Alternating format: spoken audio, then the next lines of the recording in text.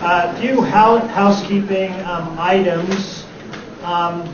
Dr. Jones's presentation will be about 90 minutes, and then we will have about a half hour for open questions and discussion.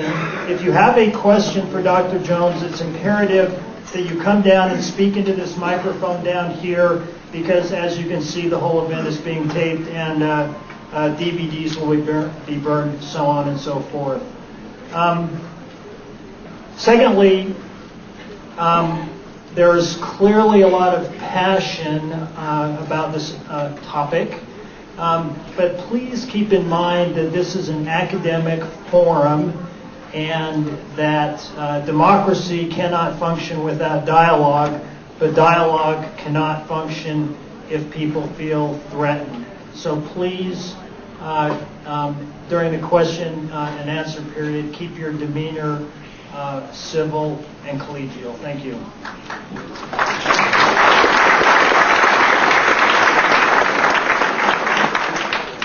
My name is David Keller. I'm director of the Center for the Study of Ethics here at Utah Valley State College.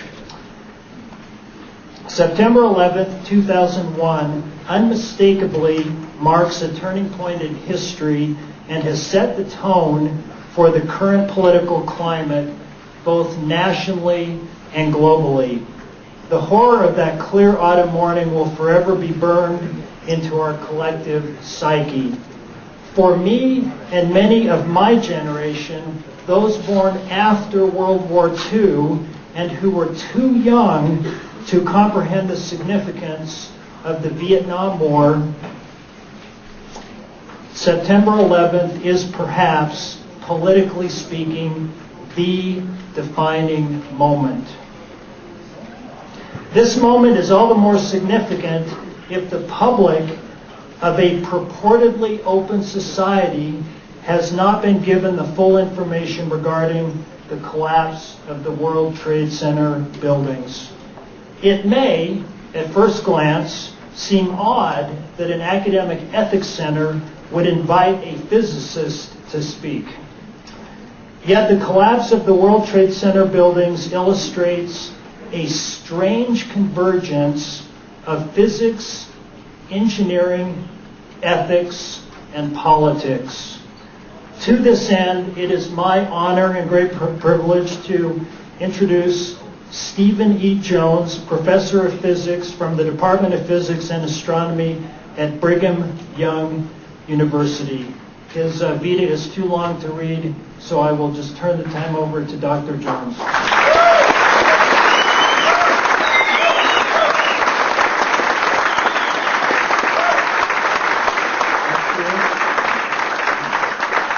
Well, let's get started. We have a lot of material to cover. In fact, I think you'll find it's like trying to get a drink out of a fire hydrant.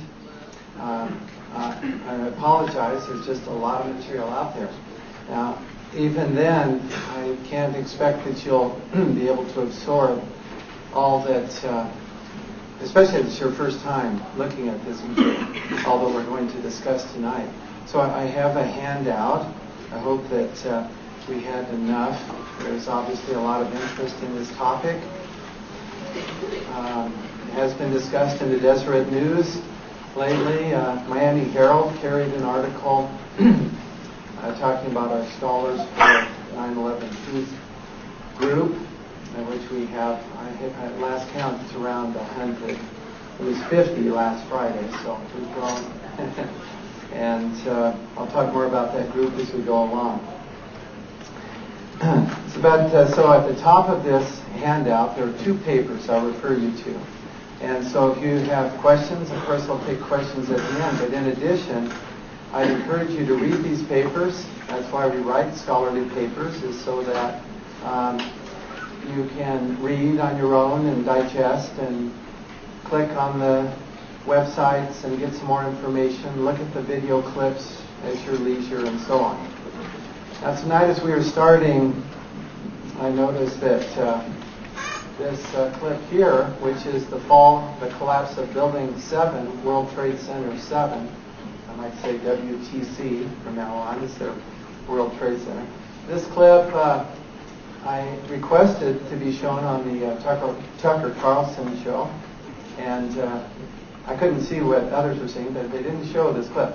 And it's ironic, this was the one that wouldn't play for us tonight. But now you see it, okay? So you've all seen it collapse, and as you notice, it dips in the middle, falls straight down and very rapidly. And that's the World Trade Center 7.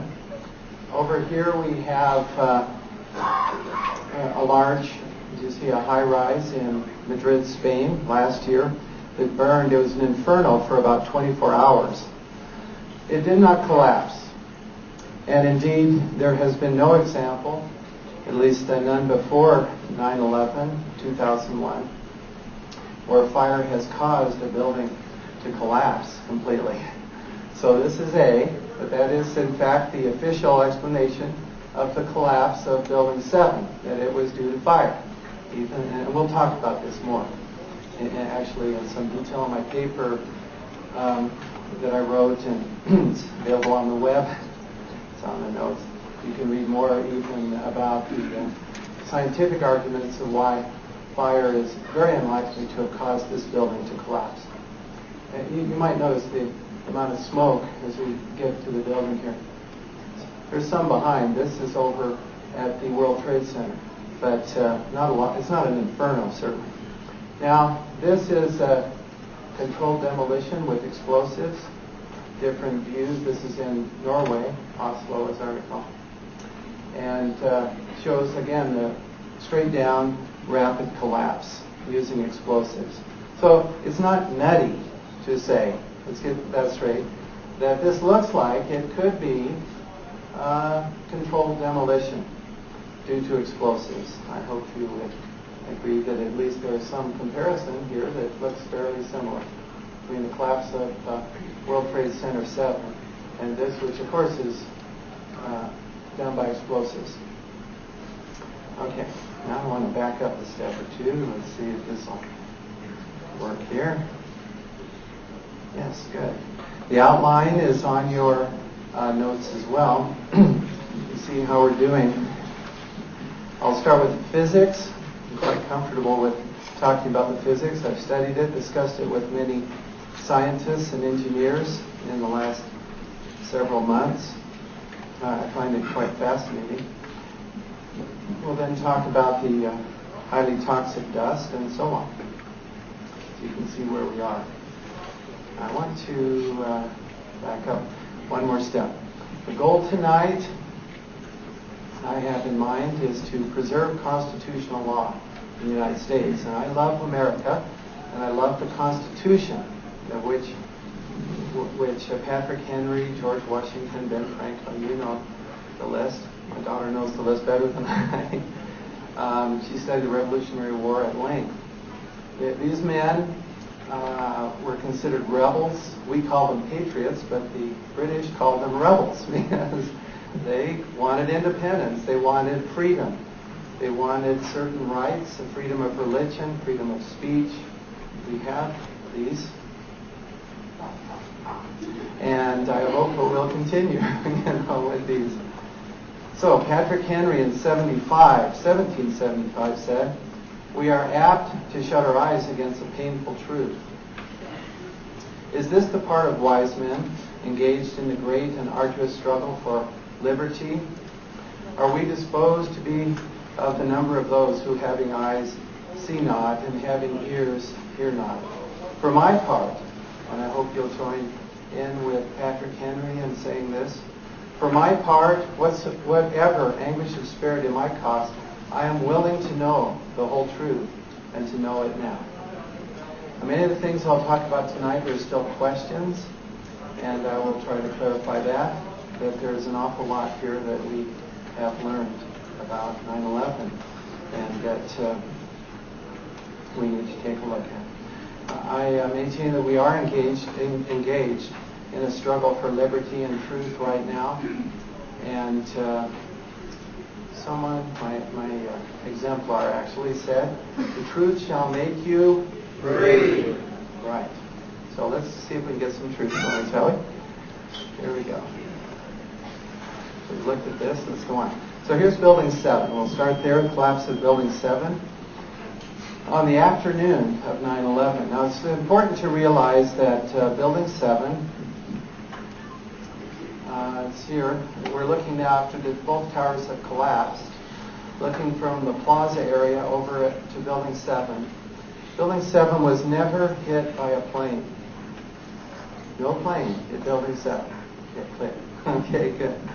So the towers were each hit by a plane, of course. We'll talk about them later. Building 7 was not hit by a plane. There was no jet fuel. Which is a bit, we'll talk about the jet fuel as well.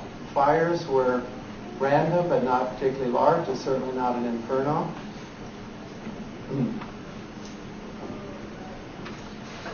It collapsed 7 hours after both twin towers had fallen. It's not like it's immediate. And it's not like a shock from the falling of the towers somehow made that fall, which we think happened immediately. We'll talk more about that as well. The official theory is damage and fire. Now here in this photo, you see the fires in Building 7. A close-up, and then you can see a little bit of fire in there. Not much. And yet when it collapsed straight down into a tight rubble pile. And very curious. In fact, engineers were baffled over the collapse of this building. And myself, I didn't see it on the day of September 11th. When I first saw it, though, I thought, this is very strange. I mean, that building should collapse straight down and rapidly. It just did not look like what I'd expect from law of entropy, which is things topple over. And indeed, other scientists and engineers are worried about this mystery of the collapse of the 47-story Building 7. Experts said that no building like it, a modern steel reinforced high-rise, none had ever collapsed because of uncontrolled fire before. So they're trying to figure out what happened, and worried that other buildings might have this problem around the country. Now, in giving this talk, by the way, there's a fair amount of material here. I'm not going to be able to read everything. I'll focus on the yellow parts, just so you know. If you're a fast reader, you can pick up the white. That's just the way the rule works here because of the time. So down here, fire and the structural damage. This is now Professor Barnett, Massachusetts. Fire and the structural damage would not explain steel members in the debris pile that appear to have been partly evaporated. Now that takes a very high temperature to evaporate steel. We'll see how that could happen. It's not due to fire, ordinary fire. Okay, so this is now some photos. We see some photos in the late afternoon. Not a lot of fire seen here or damage. There is damage if you look close right down in this corner. The corner from the Tower 1 did cause some damage here, which would make me think that it would, if it's going to fall, it would fall towards the southwest corner. And maybe immediately, too. If you damage something, knock your knees out, you start to fall, okay? But that's not the way. Instead, it came straight down. It had 24 steel beam core columns, enormous steel beams up the core, 57 perimeter columns. Student drew this. The damage was here on the corner and some damage here on the floor. Nothing severed in the core. We're quite sure. No evidence of that. So why did it fall symmetrically down if the damage is on just the south side? And why did it take 7 hours? This is a good question, I think. So as we saw in the clip, it does fall symmetrically and nearly straight down onto its own footprint. Even the FEMA report writing about this says the collapse of WTC-7 had a small debris field. The facade was pulled downward, suggesting internal failure and implosion. It's a very interesting term they use there. Implosion is the term used for controlled demolition when you pull the cord and force the building to collapse. Now, they're not talking about explosive demolition, I assure you. FEMA, they're talking about fire. But nevertheless, they do use the word some implosion. Now over here we have a description of how buildings are demolished using explosives. Demolishing the building so that it collapses straight down into its own footprint. This is the total area at the base of the building. This is the goal of controlled demolition. That's what they shoot for. They work real hard to set the charges so that the building will collapse straight down and rapidly.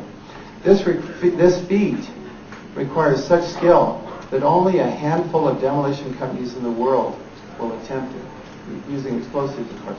Now, if you get buildings to collapse that way using fire, we should patent that, and then we'll set a few fires and watch it make a lot of money doing that. But it's not so easy. Here's what happens when you have uncontrolled collapses. Okay, this is what you expect from earthquakes. In fact, these buildings were toppled by earthquakes. They fall over, they topple over, they don't fall straight down. And so again, it's just not reasonable that Building 7 fell 7 hours after the collapse of the towers, and it could not be due to seismic waves. And if it were, it would have fallen immediately and toppled to the side that was damaged. That's not the case, of course. So this is out. This is what you'd expect, though, also from uncontrolled fires. So something like this, you'd expect it to topple, twist, bend, and cause much more damage than it did. By the way, the surrounding buildings didn't collapse. A number of them were damaged also. You see, I'm talking about non-WTC buildings. And so this is curious, the Building 7, about 350 feet away, that's over a football field away from the closest tower, should collapse in this way. It collapsed fast.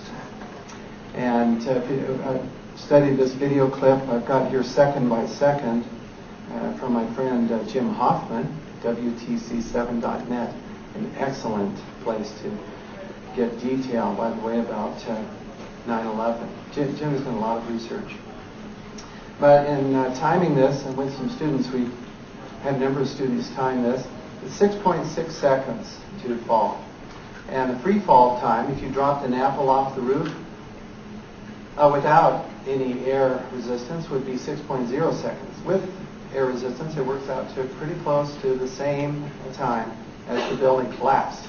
How do you do that? You got all this material in the way. You've got this enormous steel columns, 24 of them, you think, and then the concrete too, resisting the collapse, slowing it down. If it's the pancake theory that the official reports talk about, so they talk about one floor hitting a stationary floor, and then that would slow the fall down. Those go together then and hit the next floor, slows her down. I did a calculation. You have to make some assumptions. It was over 10 seconds for the collapse. And I ignored the steel columns, just looking at the mass of the concrete floors and conservation of momentum. It's looking impossible to me as I do this calculation that the official theory could be corrected. It violates laws of physics, in this case, conservation of momentum. So, on the other hand, explosive demolition is very fast. You knock the material out of the way below, and the building collapses very rapidly. To many onlookers, the speed of the destruction is the most incredible aspect of an implosion. Note the word for controlled demolition. How can a building that took months and months to build and stood up to the elements for 100 years or more collapse into a pile of rubble as if it were a sand castle? Following the blast, a cloud of dust blows out around the wreckage, enveloping nearby spectators, as we observed, of course, on September 11th. Now, the 9/11 Commission report, they said that they would give the fullest possible account of the events surrounding 9/11, but they didn't even mention the collapse of Building 7. I can almost rest my case, but I'm not going to. I mean, this is really sad. It's very suspicious. And, of course, not good science to neglect data that's just so in your face there. It's so important. FEMA, let's see, do I have FEMA's quote? I think I do. But I will say just they admitted that their best hypothesis was really the only one they considered, which is fire, some damage. They admitted it had low probability for explaining the collapse of Building 7. NIST, now this is the latest. NIST is the National Institute of Standards and Technology, another government-sponsored agency like FEMA. And at first they decoupled their analysis, that's their word, their analysis of Building 7 from the towers study. And now, just last month, just a couple weeks ago, there was an announcement from NIST that they're asking for contractors to study and analyze and figure out the collapse of Building 7. You almost rest your case again, but okay. So there's a good question here. What is going on that they don't just look at explosive demolition? And we should consider this possibility. None of these studies look at that seriously. At least not in writing. Nothing we have in writing. Now we're going to shift over to the towers. As you can see, while the towers are being constructed, you see the central core columns, 47 steel core columns. Look at the size of these columns. Huge, interconnected. I had an email from a mechanical engineer who read my paper and agrees with me, and she teaches at a major university. And she was a little worried about her job, but she said, you know, it's true. These buildings were solidly built, and this core, the way it's put together, is like the comparison is to a biological, like a tree. So we have this interconnected fibers, and when wind or other stress is put on this building, just like on a tree, it absorbs that stress, it picks it up.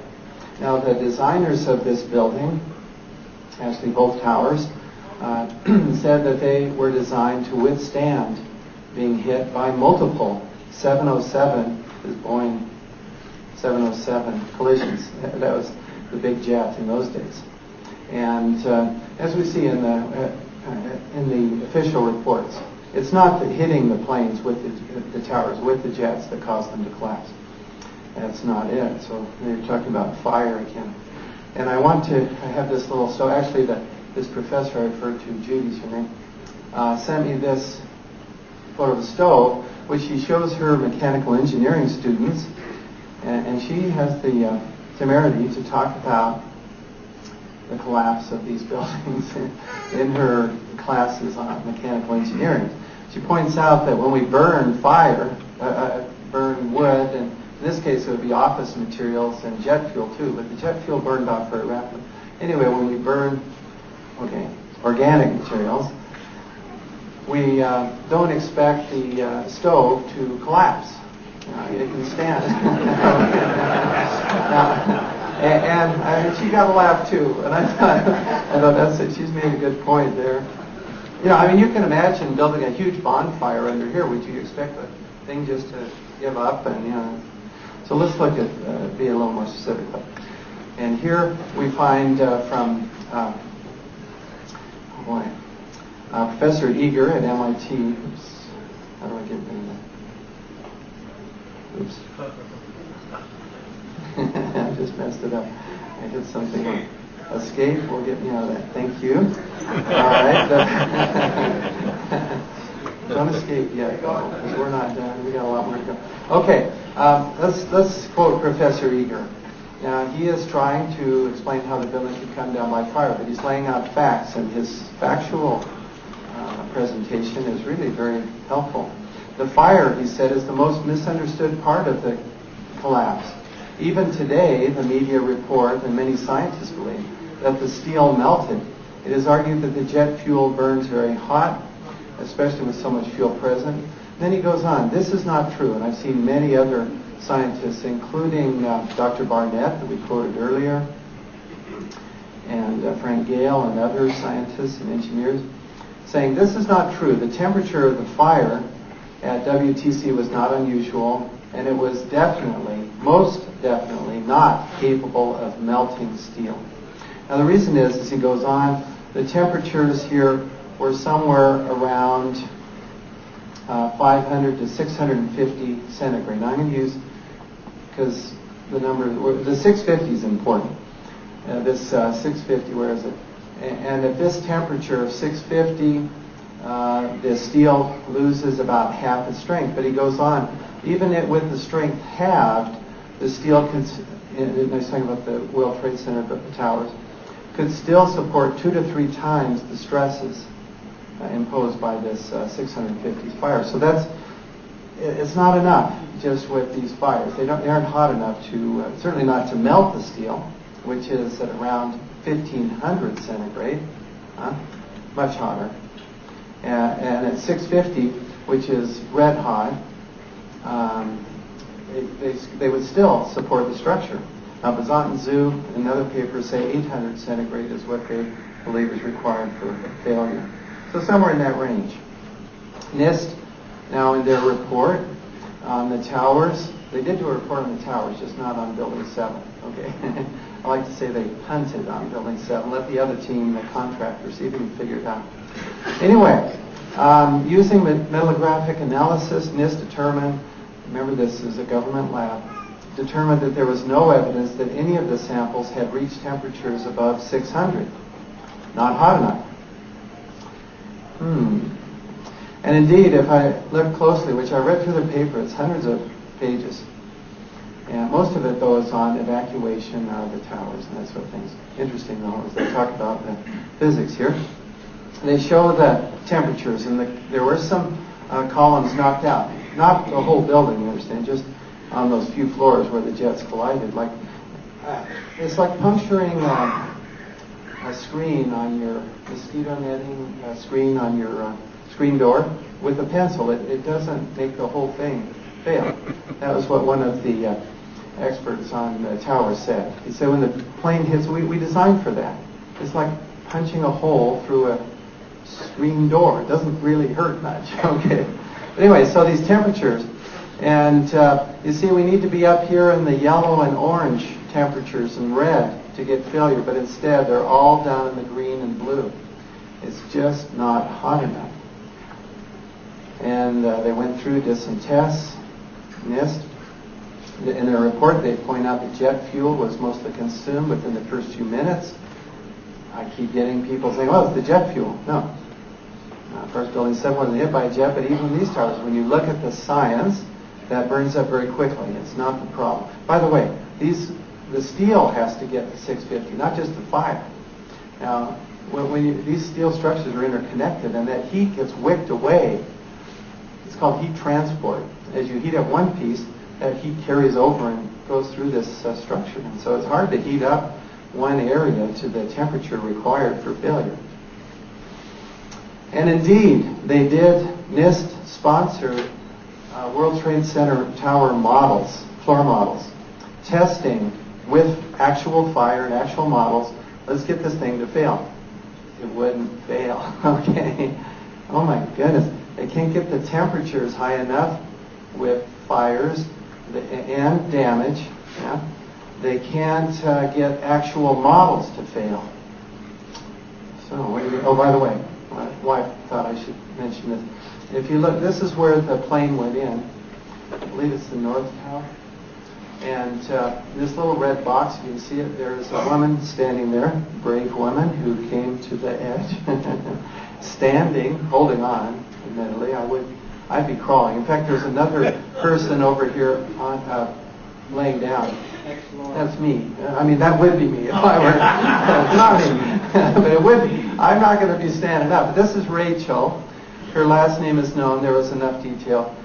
She did not survive the collapse, but she did testify. It's not that hot, folks. I'm holding on here. It's not like a red hot oven.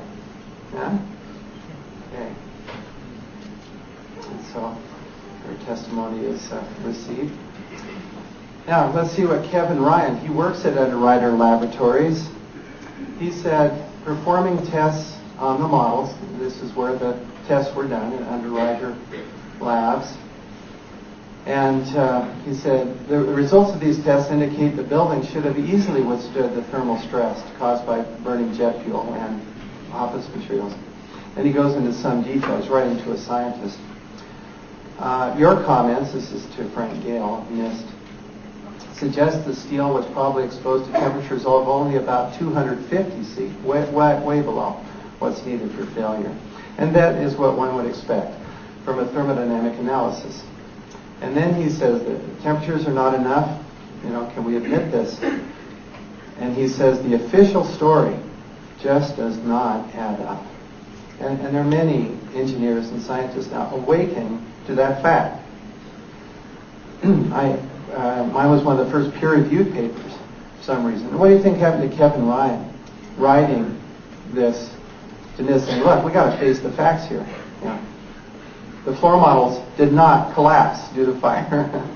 I mean, the official story, fire and damage, it just doesn't work. We've got to face this and look at what else could have caused the collapse of these towers. What happened to Kevin Ryan? He was fired. I've been on email contact. He said it was because this letter of his went public, and because of his disclosing this glaring discrepancy. So, I don't know if I'll spend too much time on this, but how do you go? Yeah, David got the joke. So you have a situation. You've got fire here, you've got damage, and then over here you've got collapse. Well, how do you get from here to here? Well, some sort of miracle must have happened. And this is kind of what's going on. Let me just explain briefly, because I'm looking at the clock and I got to pace myself a little faster. So I read their NIST report. What they do is they do a computer simulation. If you can't get actual models to fail, go to the computer. There's middle cases, and they're what they thought would be reasonable, less severe, middle, and more severe. Upon examination of the middle cases, it became clear that the towers would likely remain standing. So what do? You go to the severe case, and then you adjust the input. What they admitted they did, yes. You adjust the input, but you stay within the range of reality. It's good. And they talk about pulling forces on the perimeter columns by the sagging floors. The UK experts immediately jumped on that. I've read what they said. The core columns cannot pull the exterior columns, the perimeter columns, via the floor. So, the NIST model is just, they're struggling here. And then, as it came out in October, the final NIST report, we have structural engineers criticizing the NIST work. They say, look, I'm quoting, the investigators at NIST are refusing to show computer visualizations of the collapse of the towers, despite calls from leading structural and fire engineers. Visualizations of collapse mechanisms are routinely used. I'm quoting from this journal. It's a well-respected journal, the New Civil Engineer. You can look it up there. And there's some detail there. Notice what the professor of structural engineering at Manchester says, Colin Bailey. NIST should really show the visualizations. Otherwise, the opportunity to correlate back to the video evidence and identify any errors in the modeling will be lost. But NIST is not doing that. Furthermore, there's now a leading U.S. structural engineer, not named. The software used by NIST has been pushed to new limits. There have been a lot of simplifications, extrapolations, and judgment calls. This does not make me want to believe the NIST report. And in my report, you can see other reasons why I don't believe that report is correct. But I'm not alone, you see, in complaining about this approach. You're just looking at parts like that. Blinders on. We'll consider fire. We'll consider damage. Building 7 wasn't hit by a plane, but we'll consider fire. NIST does have a preliminary report on, and that's all they talk about there. They say, we see no evidence for explosives in Building 7. I'm saying, open your eyes. It falls straight down very rapidly. There's squids coming off. I'll talk about those. What do you need? FEMA report. This is now another journal, Fire Engineering, January of 2002. Respected members of the fire protection engineering community are beginning to raise red flags. That's what I'm doing here. I should have brought a red flag. The structural damage from the planes and the explosive ignition of jet fuel in themselves were not enough to bring down the towers.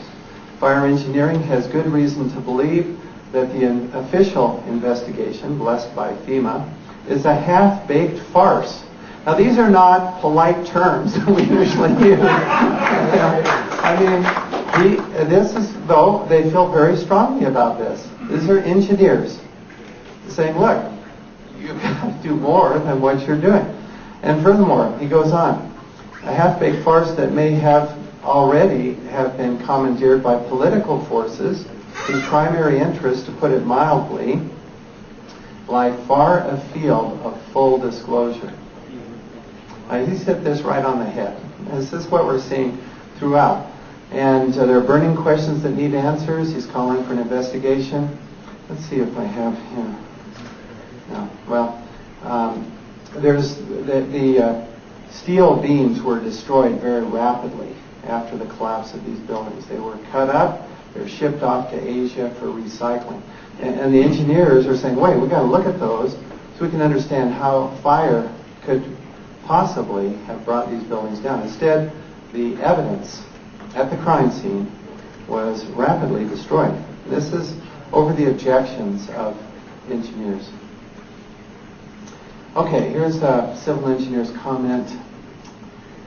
I just really appreciate this. Sent to me by someone else. He's writing to someone else about reading my paper. He said, initially I was a bit incredulous. He did not believe me. The sheer number of players that would have been involved is extraordinary. I'll come back to that. It's not true. It's a common misconception.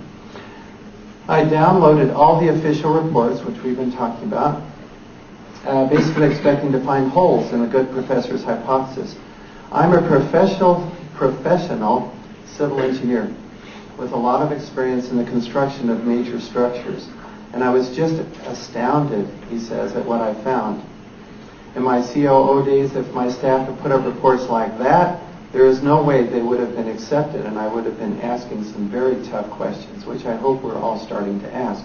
The official reports, he concludes, are not at all convincing. That they are not is a serious worry. Take care. Yes. Okay. Now I'm talking. It is a concern. Now let me come back to this misconception, an extraordinary, that is a large number of players. So if you look at controlled demolition for these large buildings, the towers, it would only take about 4,000 pounds. That sounds like a lot, 2 tons, but 10 trips by 10 men, 40 pounds each, and you've got the explosives that you need.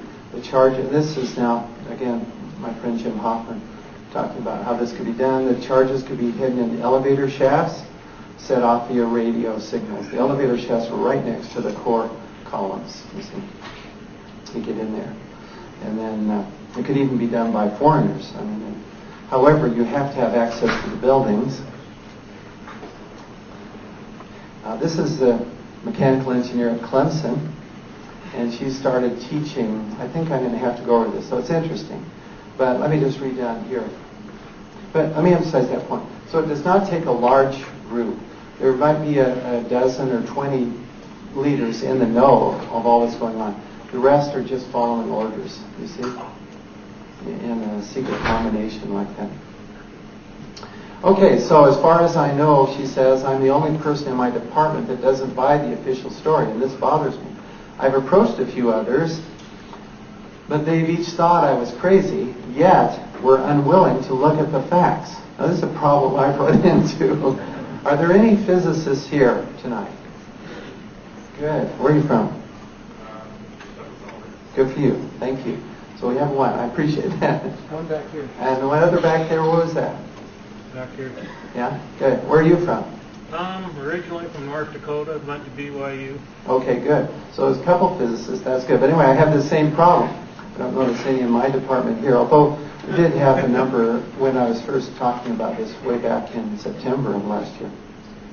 So I can't say they were totally unwilling. But in her case, it wouldn't look at the facts. So far, I've not been called the dean's office or chair's office for covering this material. I cannot make that same statement. Okay, however, they were kind. They said I could go ahead with the investigation and please give academic seminars and write papers, and that's what we're doing tonight. It's okay. See, it's not the BYU's trying to shut me up, okay? I get that, so that's not the case. And there are a number in my department that think that there are serious questions and that seriously doubt the official story that fire brought these buildings down. Okay, and then she says a little more. She didn't contact me last fall. I was afraid of what might happen with my career. Now I'm more afraid of what is happening with the world than I am with my career. That's admirable. We have this group, Scholars for Truth. She joined us, and those two physicists and others, you know, if you want to join us, st911.org. It's real easy to remember. Okay, now we're going to look at some, you know, we're halfway through, folks, and I'm not halfway through. So I might look at one of these collapses, but then you've seen this one. That was the one we started with. Let's look at towers for fun. These are some towers, and show you. You'll see squibs. These are plumes of, double click. Oh, there we go. See the plumes coming off the side. Now, it doesn't take a lot of explosives. You pull or cut. The term demolition experts use is pulling the building. You pull these core columns, get that out of the way, and support's gone, and then gravity brings you down. It doesn't take. I've had so many. I had a mechanical engineer say, "Man, you have to have so many tons of explosives." No. You just don't understand how demolition works. It doesn't take that time. Here's another one for fun. Let's try. This one, you notice it dips in the middle first, and then down she comes as you pull the support. Okay, that's all it takes. Bring them down, straight down onto their footprint, just like Building 7. And the towers also came down, pretty much straight down, but there the explosions were at the top. It's a little different there. You saw that coming that way. It's interesting. It certainly could have been explosive demolition as well. No, it's not going to the next one. What do I have to do? Escape first? This? There we go. I see.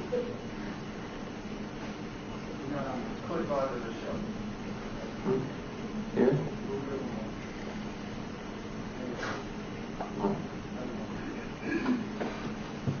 There's lots of ways to move it. Down at the bottom left, you have arrows. Oh. I mean, you're not going to get there back. There we go. Okay. Here's the collapse of Building 7 once more. The collapse that MSNBC declined to show for some reason. Now, I'm curious.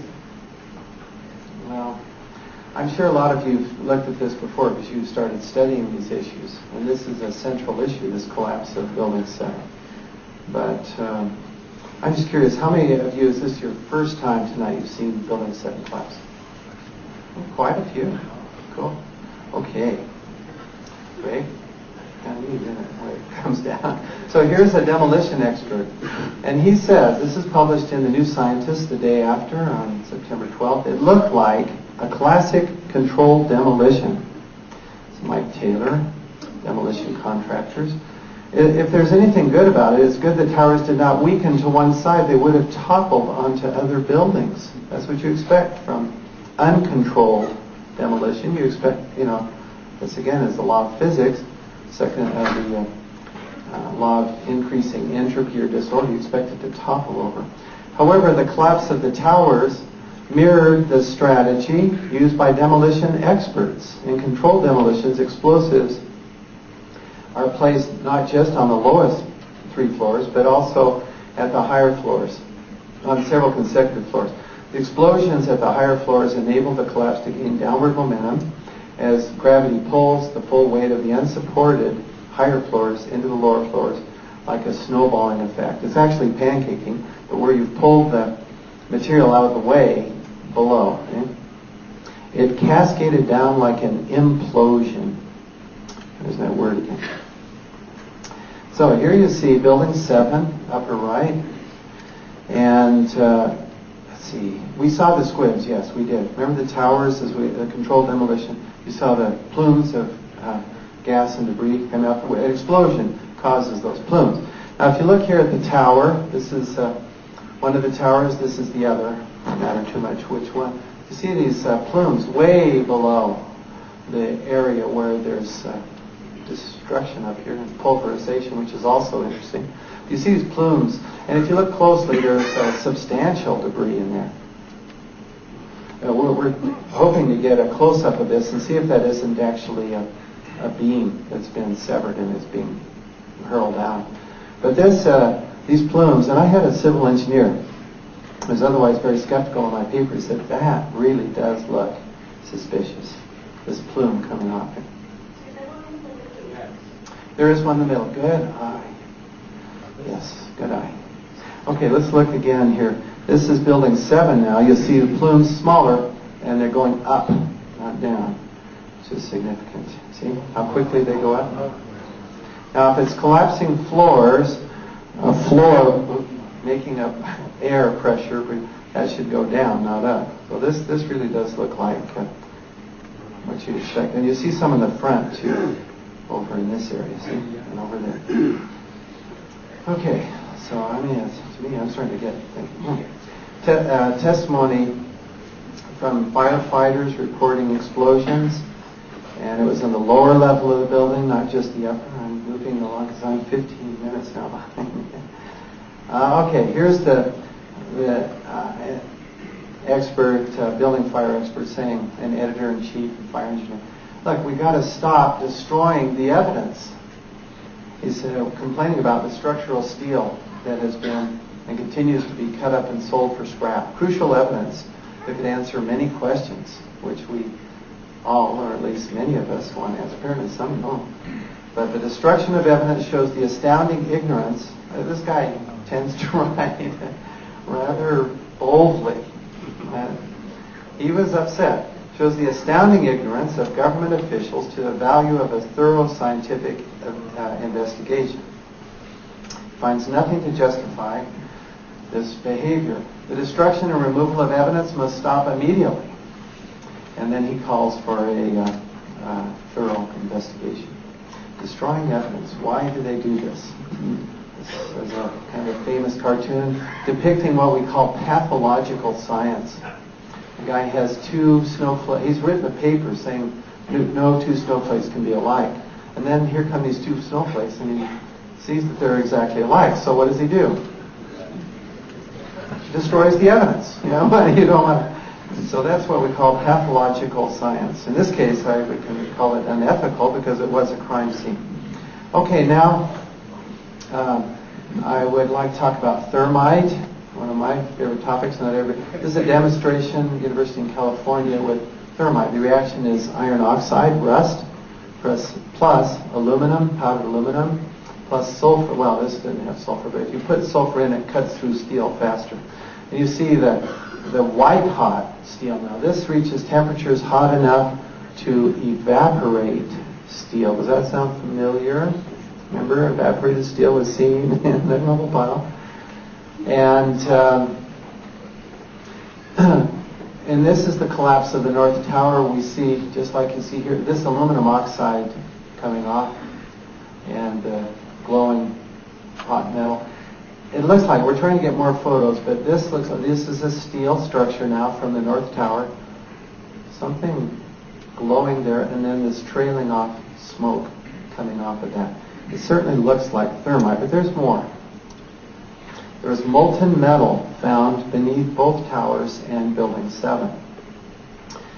Now, the temperature, according to Eager and others in these fires, is about 650 centigrade. To melt steel requires 1500. Thermite gets you up well past that, 2500.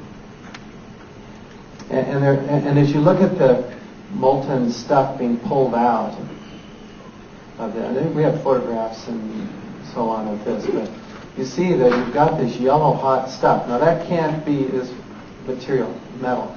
Now the color of the metal tells you the temperature. It's physics, independent of the metal. So this has to be something that can hold together even when it's salmon and yellow hot. Well, what is that? Structural steel can handle that, you know, lemon and salmon temperatures, no problem. Aluminum, where's aluminum?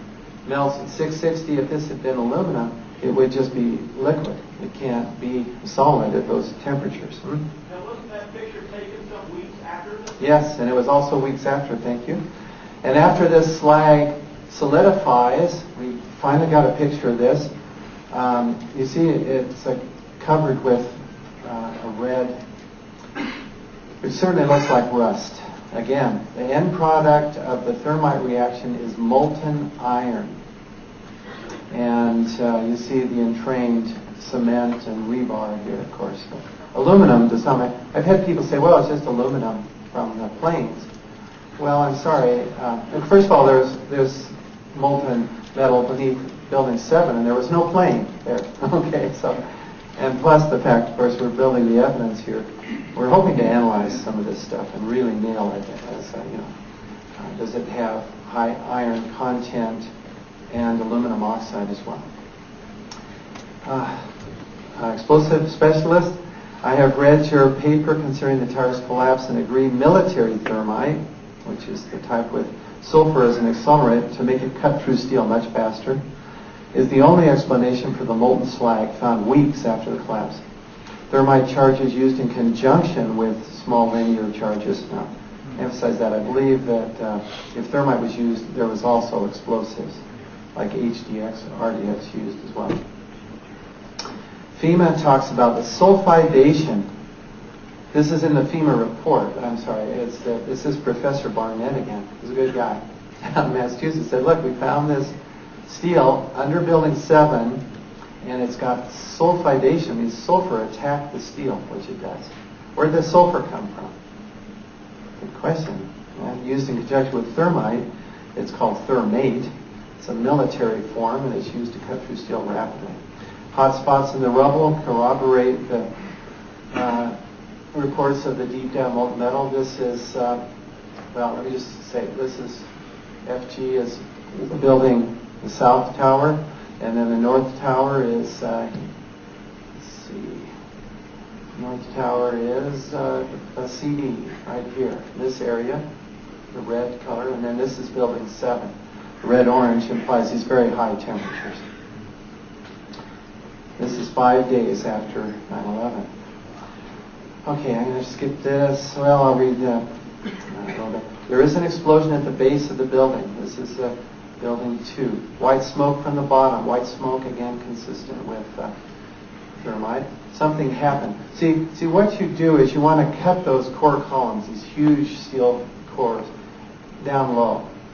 And this is what demolition experts said. If I were going to bring the towers down, I would put explosives in the basement to get the weight of the building to help collapse the structure. Gosh, that sounds just like what happened, particularly at Building 7. But you know, the towers also, there are reports of explosions. Now we get to a little thing that's kind of important, a puzzle piece. I brought along a puzzle, which my wife dug up for me. We're putting out these puzzle pieces, you know. Molten metal at the bottom of the both towers and Building 7. And rusty, when you look at the slide. The collapse of Building 7, straight down. The rapid collapse of Building 7. The fact that the fires were not hot enough, you know, we're trying to put these pieces together and figure it out. Here's another one of these puzzle pieces. In Building 7 was the CIA's undercover New York station. And also offices of the Department of Defense and FBI. Now this is a high security building. It's not like you can have hijackers running in there. It's cordoned off on 9/11 and start planting explosives that day. No, or the towers either, of course. And this is a particularly high security building. Now, here's another puzzle piece, which I think will interest you at the bottom here. I mentioned this briefly. The towers were old and loaded with asbestos. There was much discussion of how we're going to get this asbestos out of the towers or take the towers down. It was prohibitively expensive. The owner/leaseholder of these buildings insured these buildings, the World Trade Center buildings, against terrorist attack less than 2 months before 9/11. I'm not, sure, but he did receive an estimated over $4 billion in insurance payment. Now, the cleanup was out of our money, taxpayers. The building of these buildings, it looks like, will be largely funded by taxpayers' money. This guy's pocketed a fair piece of change. And I would ask a few questions, if I were in a position to do so. I am asking the questions. I just thought I'm not in a position to get the answers on the road. Okay, anyway, it takes weeks to plan. You should know that. Not a lot of explosives, 3,000 pounds per building, but it takes weeks to plan to bring a building down like this and to plant explosives to get a building to come down in this way. Who could pull it off with the CIA, FBI, and DOD in a highly secure building? So questions naturally arise whether this was an inside job. It doesn't look like the hijackers brought the buildings down. That's what I said in my original paper. And that's just science. I mean, it's just almost inescapable. I don't see any way out of it. Scott Forbes wrote that on the weekend just prior to 9/11, there was a power down condition in Tower 2, the South Tower, for approximately 36 hours.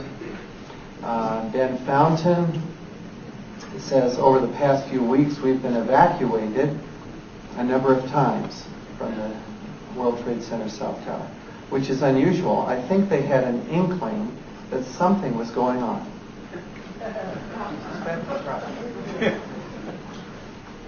Anyway, that's what he thought. Okay, let's move right along. And I've quoted some of these. I'm sorry, I don't know if there's anything here that's too new. MIT professor, though, I agree wholeheartedly with one comment, we talked about my paper, that the official inquiries are grossly inadequate, and the conclusion may well be wrong. Building engineers, he says, are on the defensive. Okay, now we're ready to move on. Okay, the toxic dust is next. Deep breath. Immediately following the tragedy, scientists analyzed the dust samples, and I have some dust here that was given to me by a woman. It's from her apartment in New York City, and it's loaded with asbestos, the dust, heavy metals, mercury in particular, from all the fluorescent lights in those buildings, loaded with mercury, and a very high alkalinity. Now let's see what that means. One of the scientists, Greg Swayze, says tests revealed the dust to be extremely alkaline, a pH of 12, and that some of it was as caustic as liquid drain cleaner. We were startled at the pH level we were finding. We knew it was caustic, but we were getting pH readings of 12 and higher. It was obvious that precautions had to be taken to protect the workers and people from this dust. Of course, this information was sent right quickly to the Environmental Protection Agency, EPA, and other health services. Now, what happened? Here we see a report by Internal Inspector, EPA Inspector General Nikki Tinsley. Here's what happened. I'm just going to read this. It was in the newspapers, you might have seen it. This is from a Seattle Post-Intelligencer report. At the White House's direction, the EPA gave New Yorkers misleading assurances that there was no health risk from the debris-laden air after the World Trade Center collapse, according to an internal inquiry. The White House, quote, is quoting from Tinsley's report, convinced EPA to add reassuring statements and delete cautionary ones. Now, folks, this makes me upset. I'll try. When Leslie said, don't get, as a scientist, to see politicians take perfectly good scientific data. This is very hazardous, toxic stuff. You've got precautions. And to flip that upside down and say it's safe, that is just wrong. It's unethical. And it is, I mean, I can't call it anything else, but, okay, I'll use the scientific term, data falsification. That's the scientific term.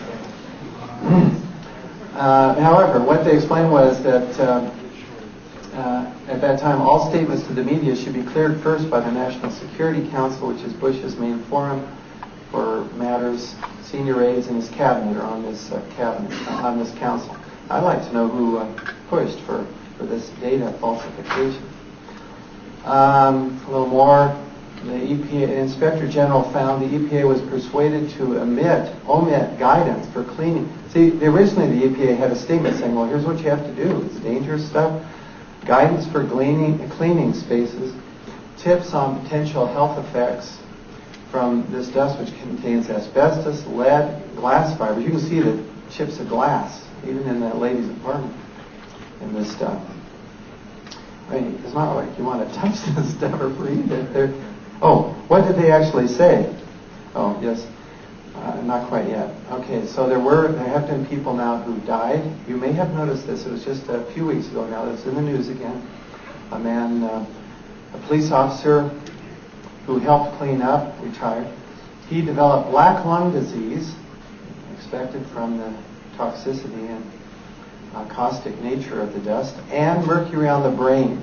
And mercury is mercury in the dust. Now that combination says very clearly this is the dust, and he's there breathing this. He worked 470 hours in the first month helping people, rescue and recovery. He gave his life to help people, and he was told it was safe. Some of these rescue workers were asked not to wear dust masks because it might frighten people. This is not nice. I mean, this is very bad stuff. A majority of residents and ground zero workers have reported worsening respiratory problems in the years since the attacks. Tim Keller died also at the age of 41, clearly because of this dust. It's actually difficult to say for sure in some of these cases, people have respiratory problems. So, I mean, you've got black lung disease and mercury on the brain, and you worked for many hours. I mean, come on, it's pretty clear. What do we have to do to prove it to you? This is bad stuff. And they shouldn't have said it's safe. So here's where they're saying it's safe. I'm quoting from the EPA press releases directly, and this is the ones that went out to the public, not the initial one that had cautionary warnings, but the ones that went to the public. And again, what was it? 5 times in 10 days after 9/11, saying this is safe. Our tests show that it is safe for New Yorkers to go back to work in New York financial district. This is obviously one of the prime concerns of politicians, and we want to get the financial district going again. EPA Administrator Christy Whitman, who has since resigned, announced that the results, air and drinking water monitoring, indicate these vital resources are safe. And then we have a scientist, though, and I'm proud of this man, Thomas Cahill, in UC Davis, said, look, we felt based on the measurements that we had made a mile away from the site, that the materials coming off of the hot collapse pile, there's again that heat, were much more dangerous, in fact, than we had been generally led to believe. Yes, much more dangerous. It's certainly not safe. And of course, they've been hit with a lawsuit for people unnecessarily exposed to potentially hazardous levels of asbestos and other carcinogens and toxic substances. The lawsuit accuses EPA of a shockingly deliberate indifference to human health. Again, that bothers me. I don't like it when they falsify data. I'm trying not to say lie. Okay. I'm trying to say data falsification. Okay. Why? Because, I don't know, people don't like it when you say the government lied to you. Clearly, this is data falsification. It was very dangerous stuff. Yes, Leslie, I'll try not to get too passionate about this. Okay, I asked students about this. We have a class. We're talking about science and ethics. Obviously, this is a topic that I raised to them because it's an ethical question and relates to science as well. Here's what the students responded to me. I have them send me emails. The public should definitely have been warned about the dust, but what would happen if they were? This could have caused a major impediment in the rebound of the economy. Very practical person. I guess it's just a question of what is more important to those in authority. I think the student hit it on the head there. What is more important, you see, to those in authority? Is it right to sacrifice some lives for the national good? A student asks. In this context, my point of view is that honesty is the best thing for the people. Losing lives due to the toxic dust can be thought of as a propagation of the terrorist act. That's an interesting point of view. And here's this in last at the bottom here. I've been thinking a lot about this, she wrote. Our political leaders basically have our lives in their hands. I've been paying more attention to the news, and I think that I will actually take the time to vote next time. Okay, that's good. Pay attention to the news and do your own research too. Go a little deeper than just what you get in these news releases, and then vote. Yeah. I had other people rationalize. One told me she was just adamant. There was no asbestos. Hint, there was. Okay, I mean, there's no question. She wouldn't yield on that point. Must be safe because there's no asbestos. Now, another one I hit. If the administration said this dust was safe, it's okay. Only liberals or Democrats would. Okay. Look, these issues transcend party politics. I'm not talking about Democrat, Republican, whatever. I'm talking about people's lives here. Okay? It was unethical to deceive people in this way, but surely it was an isolated case. I wish that were so. It's not an isolated case. Okay, now here's a question. This is down here. These neoconservatives, well, some of you've heard about them. We'll quote them a little more later. One of their leaders said, in order, this is in his book that he published, and I've got the title of the book here. In order to achieve the most noble achievements, I don't agree with this guy, the leader may have to enter into evil. This is the chilling insight that has made Machiavelli so feared, admired, and challenging. I don't admire this thought at all. Paul says it's wrong. You can look in Romans. Paul talks about overcoming evil with good. Jesus talks about doing good, that good may come. We don't do evil, that good may come.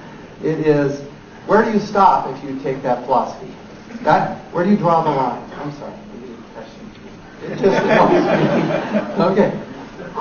I agree with Paul. We stay on the Lord's side of the line and we do good, whether we believe in God or not. We know we don't lie to people and hurt them. Okay. Now, Bin Laden was blamed. This is interesting, I think. So, here's some pictures. Another one of these. Sesame Street. Which one of these is not like the other? Okay. Yeah. And there's 5, and I put one more in here. So, let's sing out. Which, as you look at these, but you've seen Bin Laden through the years. I mean, we've all seen him, I'm sure. Which one of these just does not look like your Bin Laden? Sing up a number letter? E. Okay, good. That's probably him, huh? Okay.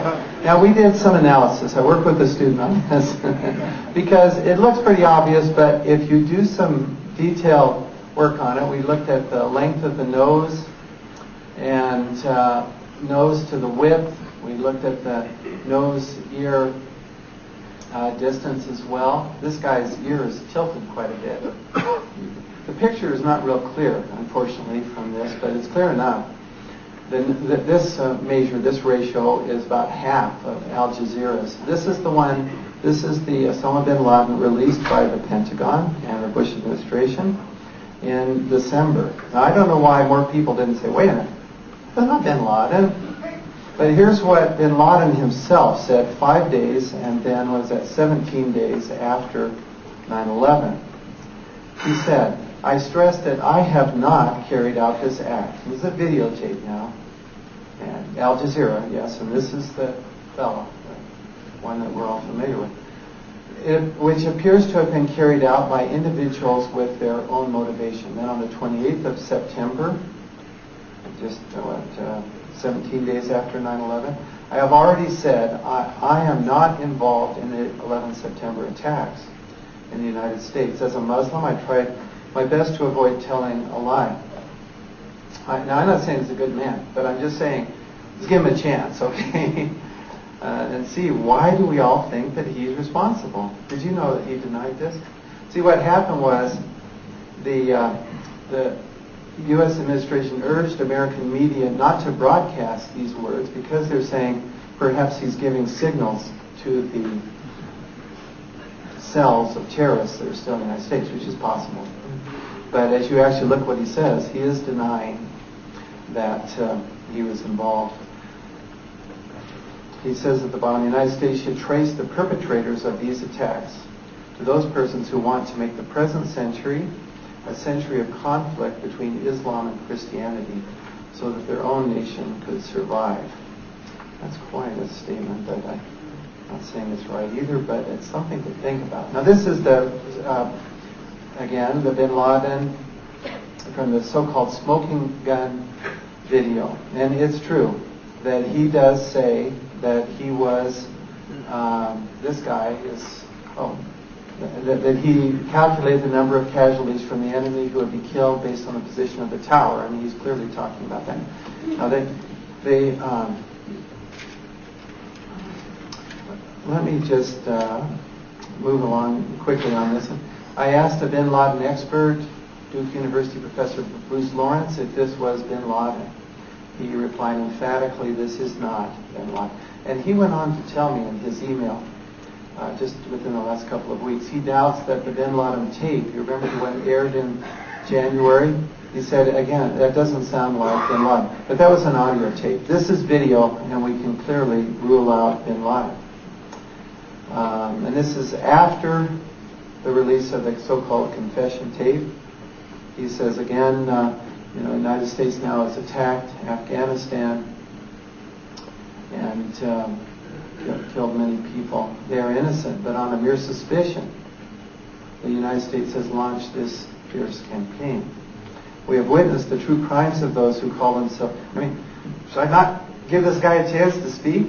I think I should. Okay. We have witnessed the true crimes of those, of those who call themselves humanitarians and claim to be defenders of freedom. Certainly not for these people who have died. Now here's what the Muslims did say. They said, this does not look like bin Laden to us. And this is the tape released Thursday. This is back in December of 2001 by the Bush administration. What happened was, as our soldiers went into Afghanistan, and then they found this tape in a large city. So I guess they were looking at a lot of videotapes, but they found this one. And immediately they said, this was bin Laden. The Muslims tend not to agree. They say it's not a proven fact, still not a proven case that he directed it, this 9/11 attack, that he planned it or funded it. Now, Mayor Giuliani, regarding this tape, said they showed bin Laden was the personification of evil. President Bush became aware of these doubts and suspicions, and mostly in the Muslim world, and he said it is preposterous for anybody to think that this tape is doctrine. That's just a feeble excuse to provide weak support for an incredibly evil man. Well, my own conclusion is that this is not bin Laden. And I'm not sure then this is the smoking gun confession tape, but it's not him. Now this is, what's happened then is that bin Laden was convicted on TV. The question is, what other suspects were even investigated? The evidence from the crime scene, as we've seen, was destroyed as the steel beams were cut up and shipped quickly away. The desk was declared safe. Surveillance videos and flight recorders have been seized and not released to the public. I'm talking here about the surveillance videos at the Pentagon in particular. They released 5 frames, which don't show a jet going into the Pentagon at all. It's very suspicious. And so, again, if I were to talk about good science, we start with the facts and draw conclusions. Bad science is we start with conclusion. I wrote it here. I put this on myself. Muslims did it. And then we look for facts or whatever we can find to support it. That's bad science. You start with we start with the data, okay, and then we build our conclusions. That's what I'm trying to do here, to lead to conclusions anyway. So, what happened? The U.S. immediately attacked and occupied Afghanistan to kill Al-Qaeda, as I said, and to get bin Laden. Oddly, bin Laden is apparently still on the loose. Al-Qaeda is growing throughout the world, and very rapidly, in fact. There's someone, there's editorial by Paul Roberts, Dr. Roberts, who worked in the Reagan administration. He's very concerned about all this. He's emailed me and agrees that there's something very wrong in the official story of 9/11. He said that 95% of the terrorists have developed. I mean, the Muslims are angry for some reason for us attacking their country. They feel it was without being attacked. They say, Iraq didn't attack the United States. What are you doing? Iraqis are saying that we're defending ourselves. Anyway, 95% of the terrorists have grown since then, built up since our attacks on Afghanistan. And I noticed in a U.S. News and World Report, the opium trade in Afghanistan has taken off too. Tripled, you say. Why is that? We got our military, we control the country. Why are we allowing this opium trade? Big business, I suppose, but people are more important than business. I think that's true. Okay. But anyway, I don't know all the details, but there's some questions there. Now, this is an admission by FBI Director Robert Mueller. The hijackers left no paper trail. In our investigation, we have not uncovered a single piece of paper either here in the U.S. or in the treasure trove of information that's turned up in Afghanistan or elsewhere. Not a single piece of paper that mentioned any aspect of the September 11th plot. Basically, all they had is this so-called confession tape, which isn't even bin Laden.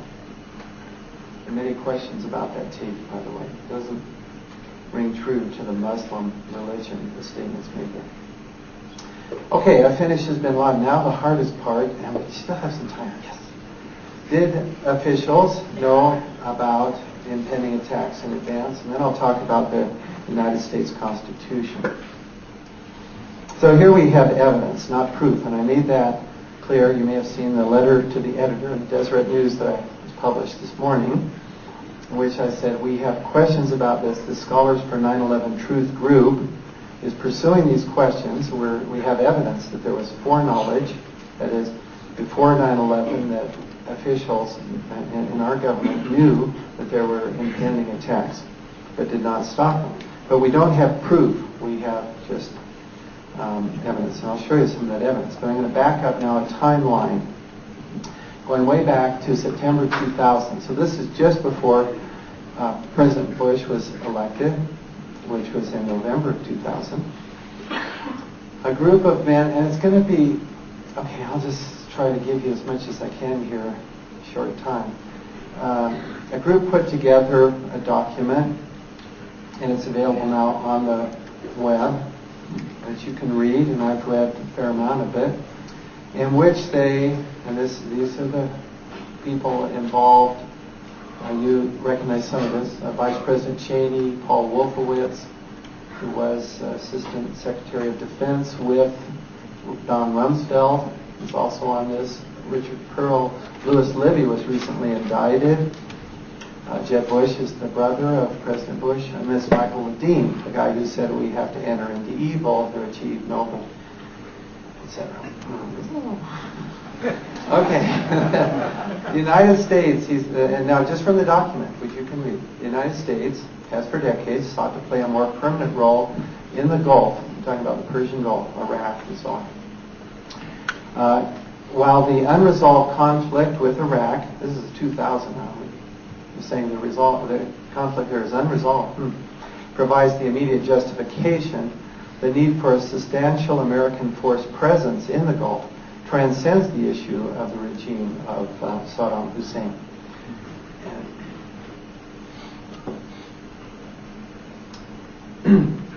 They're itching to get the United States military into Iraq back then. The process of transformation, you have to read this document. They're talking about a transformation of war. It's essentially, and they call it, well, they mentioned it's a revolutionary change in American society. They want it to be more militaristic. And I think that's just a good summary of what they're talking about. Much more money for the military thereafter. It is likely to be a long one unless or absent some catastrophic and catalyzing event, like a new Pearl Harbor. And it's a little bit chilling that they should say this is what we need to get this process going, or that at least that would do it. Yeah. So here's some more. I just quoted what they're after. Personnel strength, increased defense spending dramatically, reposition U.S. forces, Iraq is specified, defend the American homeland, which is now called the Homeland Security, control the new international commons of space and cyberspace. You know about our program to send missiles, so on, but cyberspace is not yet under control. Okay.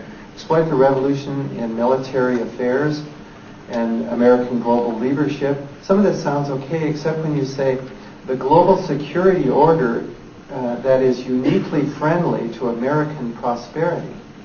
Now, I don't read that in the Constitution that we should have some kind of global security order that is uniquely friendly to ourselves. The term my friend Professor David Griffin uses for this is American empire. That's what it sounds like. It's a little scary. The Constitution does not say we can establish a global security order to maintain American prosperity, which is what this document calls for.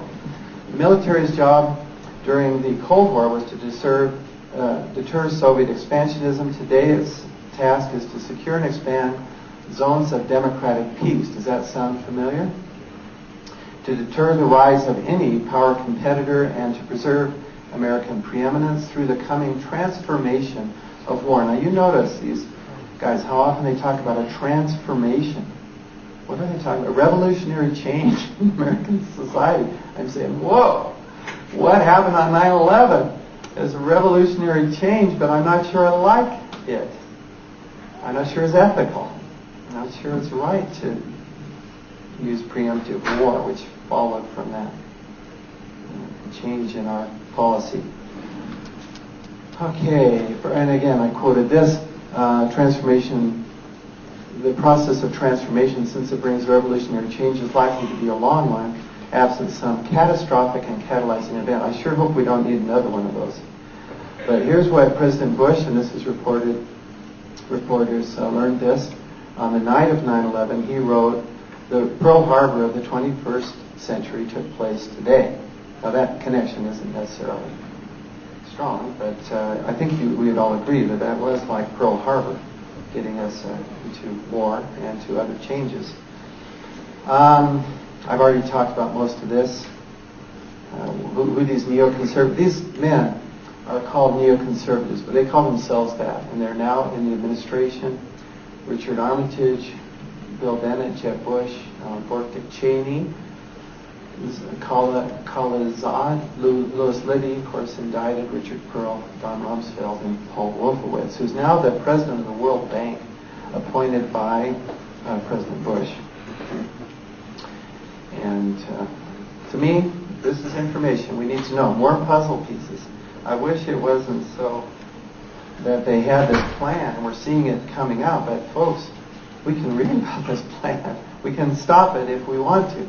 If you want to have American empire, then you can continue to support this group called neoconservatives. Now this is Secretary O'Neill, who was fired later, but he's writing a book about his experiences in the Bush administration. At the first meeting, this is again the National Security Council we talked about before. This is Bush's department heads and closest advisors. And from the CBS News report, but it's in his book. Paul O'Neill, I think, is a very honest man. The price of loyalty, he calls it. He was fired, but he said, from the very first instance, it was about Iraq. This is back then in January of 2001. This is before, of course, 9/11 by 9 months or so. Day one, it was about what we can do to change this regime, Saddam Hussein. Day one, these things were laid and sealed. Did you know that? They're talking about how are we going to get into Iraq. The president was saying, go find me a way to do this.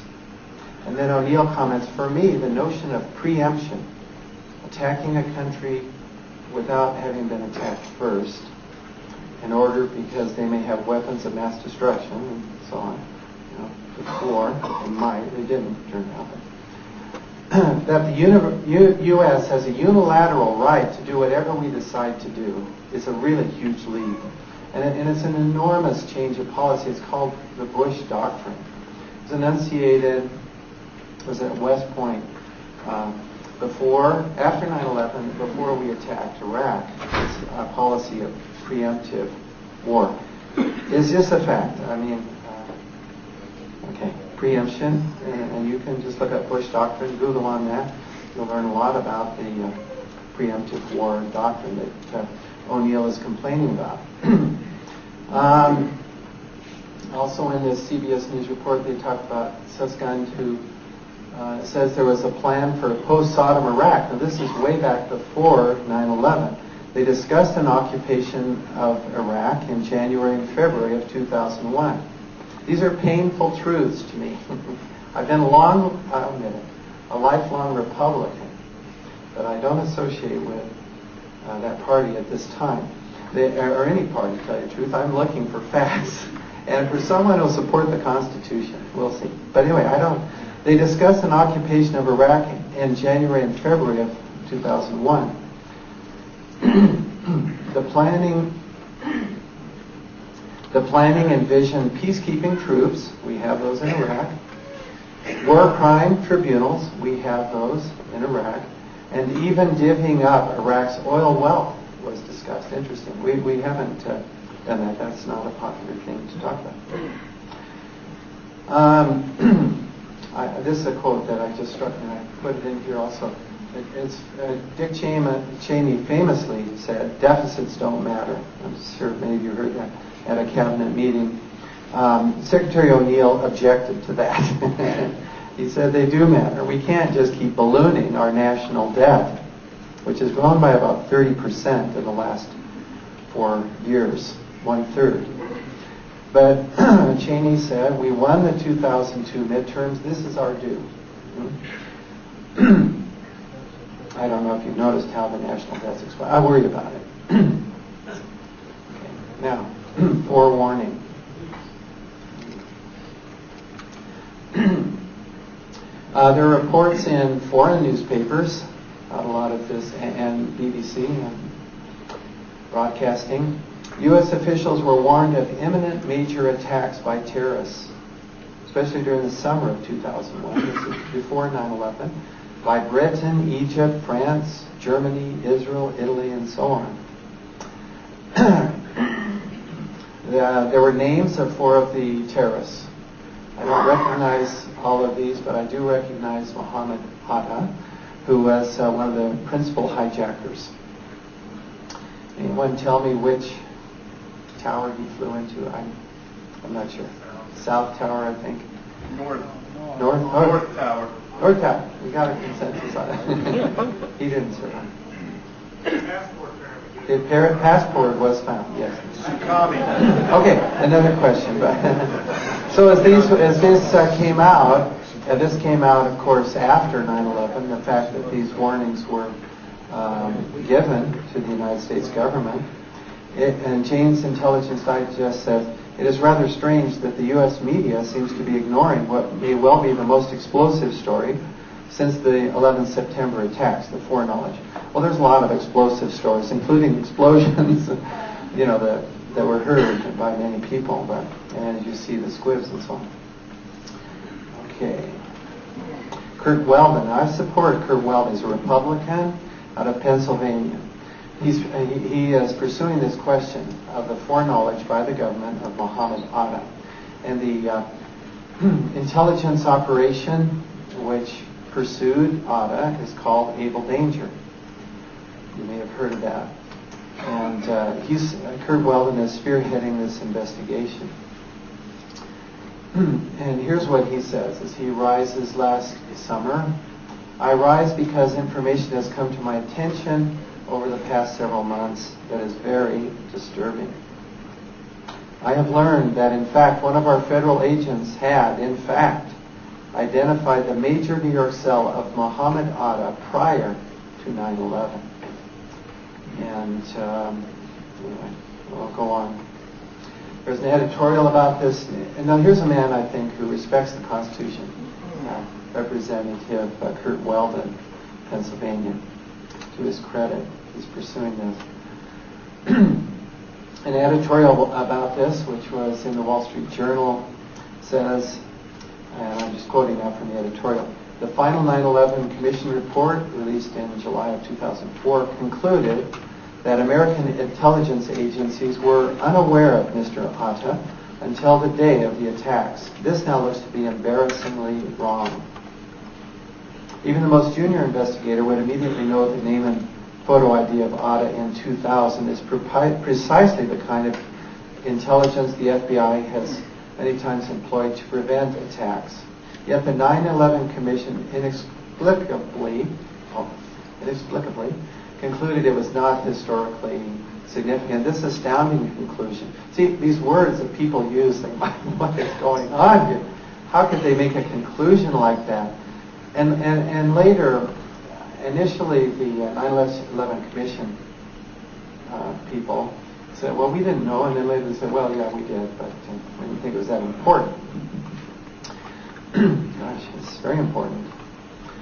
This astounding conclusion, in combination with the failure to investigate Able Danger and incorporate it into the findings of the Commission, raises serious challenges to the Commission's credibility. There's a book about the 9/11 Commission by David Griffin, which I recommend, which I've got, and I've read a lot of it, which challenges more than just this oversight. And 9/11 families, of course, are concerned about this. One woman says, I'm angry that my son's death could have been prevented. This is a very serious thing. It needs to be pursued. And I support Representative Weldon in his investigation. Here's some more. On September 10th, the day before, just a number of things happened. It could be coincidences, but it could be there was foreknowledge. Newsweek reported on September 10th, Newsweek has learned, a group of top Pentagon officials suddenly canceled travel plans for the next morning, apparently because of security concerns. On September 10th, Donald Rumsfeld admitted at a press conference that over $2 trillion in Pentagon funds could not be accounted for. Quoting Rumsfeld, according to some estimates, we cannot track $2.3 trillion in transactions. Ordinarily, you'd get some interest out of that soon. But on the 11th, the next day, of course, was this tragedy, and all of this was essentially, as it says, forgotten, all but forgotten. And some of this has been found, but apparently not all of it. There's still hundreds of billions, I understand, missing. Nobody seems to be worried about. The day of September 11th, that evening, Rumsfeld went to Congress, asked for more money for the military to fight terror, and then, of course, the money was soon allocated in fulfillment, remember, of this strategy, this roadmap of the neoconservatives that we need to have more money for the military and beef up our, in fact, have a transformation in society. Okay, this is interesting. I'm just going to summarize. In fact, I'll quote this one involved. FEMA was Johnny on the spot on 9/11. How did that happen? Remember, after Katrina, they were slow. But on 9/11, they were right there. In fact, they were there the day before. That's true. And it was admitted by Mayor Giuliani. He says on September 12th, this pier is going to have a drill. So the people gathered on the 10th. You see, I mean, this guy was one of the drill. We arrived late Monday night on the 10th, and of course went into action on the 11th. It had hundreds of people here from FEMA and so on. They were ready for a drill on the 12th, but they came in. But of course, the equipment was already there also on the 10th. Now that to me is a bit suspicious. In Manhattan, folks, downtown New York. We're not talking about, the drill was at the right time in the right place the day before. The match is about to begin. This is a bit of intelligence that leaked out of the Senate Intelligence Committee. It was a communication to Mohammed Atta, and the message stated the match is about to begin. This was again on the 10th. A woman would like to know who's the message from, right? And why don't we know more about it? Rupert has written a book which details a lot of these issues that indicate foreknowledge. But when this intelligence came out, the White House was infuriated. He said, Michael Caine, a partner of Rupert, Intelligence Committee had released this bit of information. They were threatened with polygraphs and office searches for disclosing classified information. It seems to be what was the recent one? Wiretapping, domestic wiretapping. So what do? Apologize? No. We try to find out and punish the person. And Nikki Tinsley, the one who said the dust was toxic, she was also criticized for her report by the administration. We're getting almost done. Lack of air defenses on this is an important point, and it bears scientific analysis. There's a lot of data here. Building 1, World Trade Center 1, crashed, and that is the plane crashed into it at 8:46. We knew we were under attack at that time. At 8:46, it's coincidentally the same time, American Airlines 77 was taken over. You know that because it goes wildly off course at that time. 840, what does it say? 846, right here. Now, FAA tracks planes, and when they go wildly off course like that, the typical response is to scramble military escorts. Doesn't mean you're going to shoot it down. No, it's a graduated response. It means you try to get the plane to land if it looks like it's hijacked. And of course, the transponders are off. So you know that this plane is not. Well, it really looks hijacked. Okay, it's not just off course, but even off course, the military routinely scrambles. In the year before 9/11, 67 times.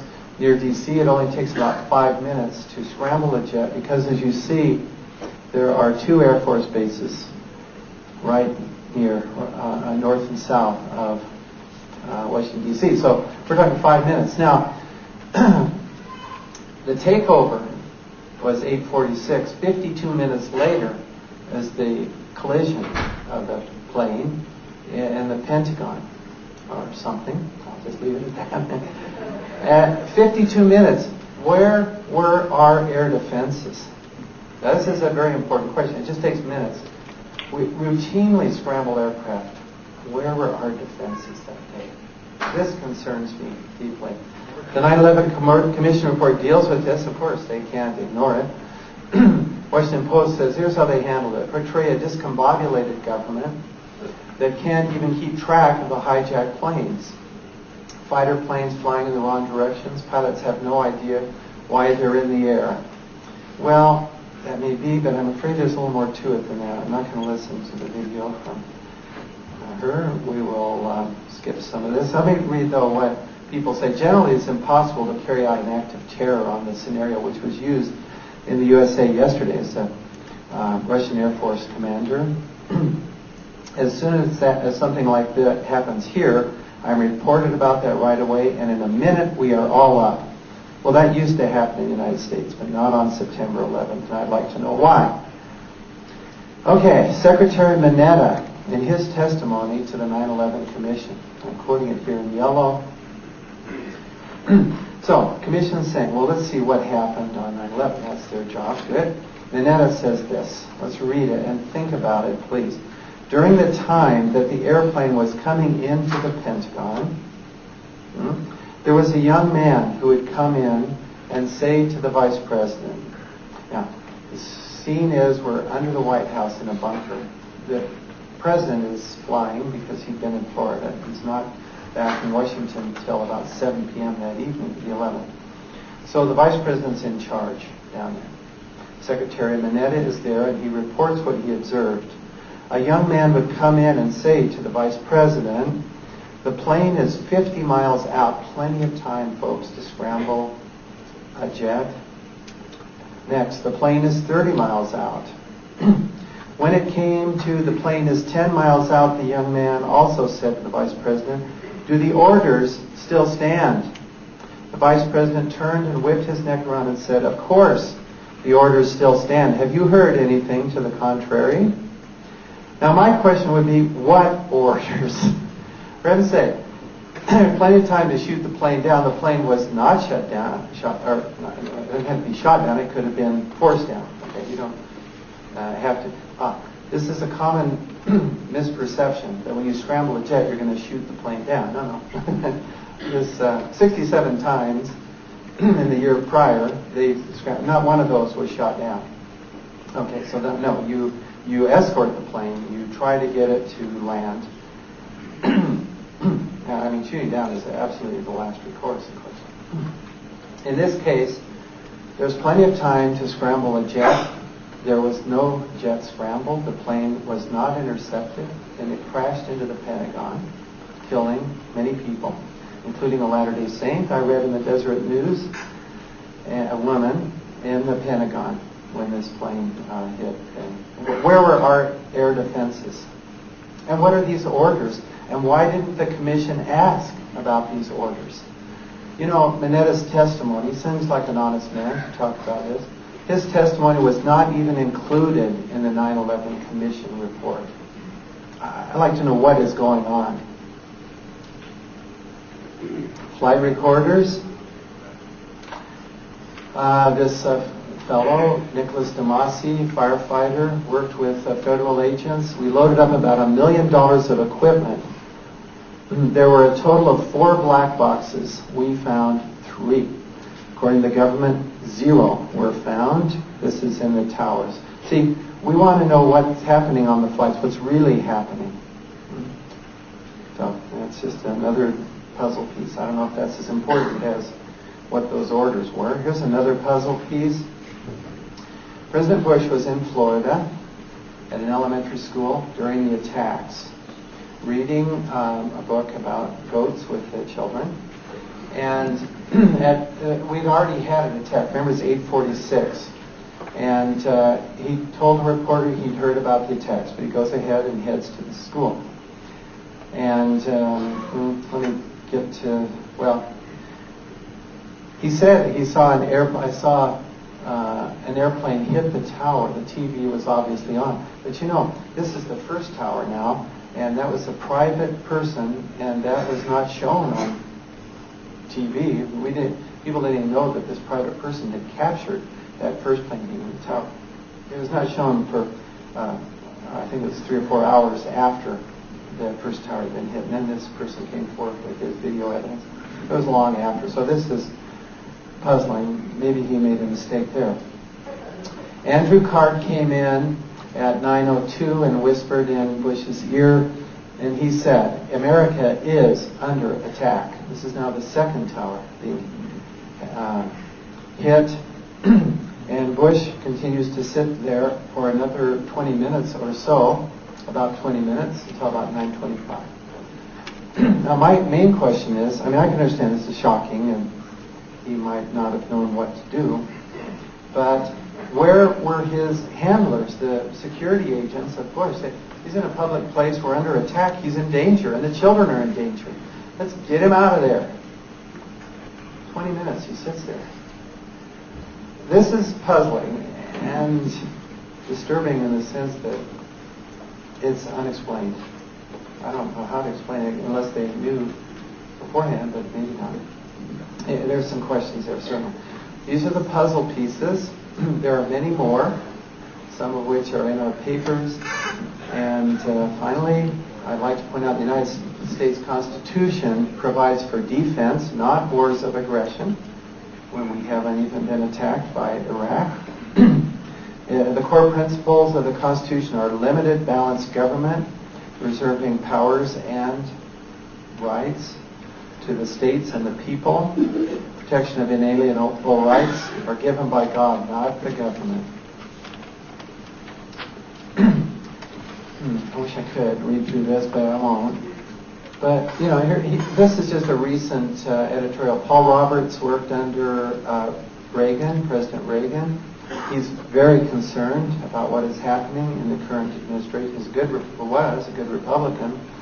And you see, I understand, worked with Reagan. I really respect President Reagan. Why does any American think that spying, in many ways, spying without a warrant has any more effect in reducing the threat of terrorism than spying with a warrant? Do you know we have, the law says it's in yellow, the law permits the president to spy first for 72 hours, 3 days, and then come to the court afterwards for permission. So there's really no excuse not to have a warrant. You get it after the fact.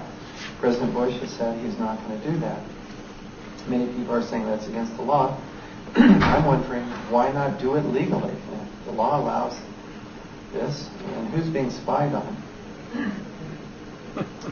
And then I want to point this out too. Americans need to desperately to understand that 95% of all Muslim terrorists in the world were created in the past 3 years by Bush's invasion of Iraq. And where's another point? Oh yes, here. Prior to Bush's invasion of Iraq, a large majority of Muslims had a favorable opinion of America. Now only about 5% have a favorable opinion. This is sad. Why are we doing this? So, Constitution provides for common defense. I think we need to question wars of aggression. I've noticed that there is sword rattling relative to Iran lately. Fox seems to be giving various reasons for this.